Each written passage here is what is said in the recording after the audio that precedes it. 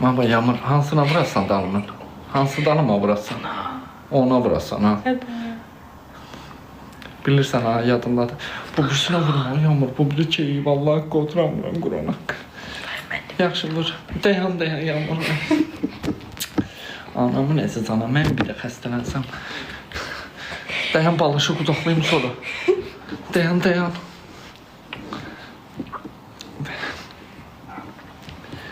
Qoy bir dənə su içim. Dövran neçə bal yığdı? Hı? İmtihandan bilmədin neçə bal yığıb?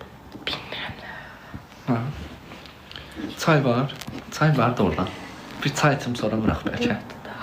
Yoxdur. Yox. Kola gətirəsən bəlkə mən. Olsun. İnanıyorum. Ay yaş. Dayan da Yağmur. Yağmur şalvarın tötümü sıxıb. Tötüm belə daralıb qalıb. Belə biraz aşağı benim. Ay. Gözdə Yağmur, gözdə oynatdılar, gözdə. Hə, vaclı adam deyil, ona görə saxlanım. Ay Yağmur, nə olar? Yağmur, qurban olun. Nə olar? Yağmur, nə olar? Şillə vur sonra. Gözdə tötümə şillə. Yo, pis çıxır o da. Yağmur, yavaş, nə olar? Qurban olun. Yağmur, nə olar? Gülüb elim, ha, yıqıla qalar dalımda. Ay Yağmur, gözdə nə olar? Nə olar? Bir də dəqiqə. İmtahan yaxşı keçdi, əsas. Sıxılmadınız. Yaxşıydı.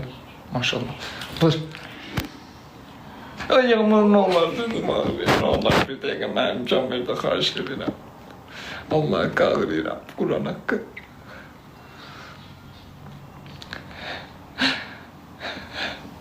Xəstələndim. Yağmur saçların nə qəşəng olub maşallah. Eləmədim. Nəyinə yuyursan? Nəyinə yuyursan şampun?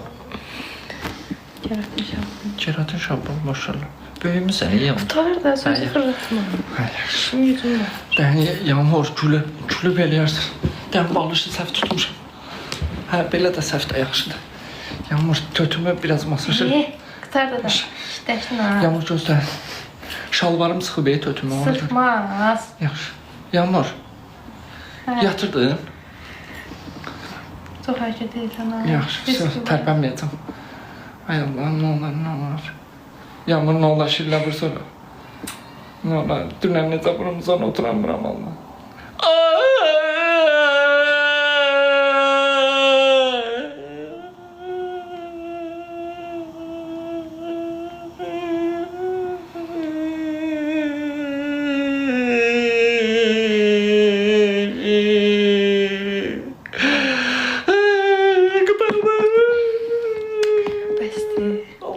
Olsun ne çağırdı. Yuxudan durmuşsan değil, nervinde buradan.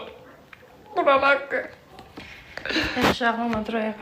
Biraz masaj öyle de doğru bir.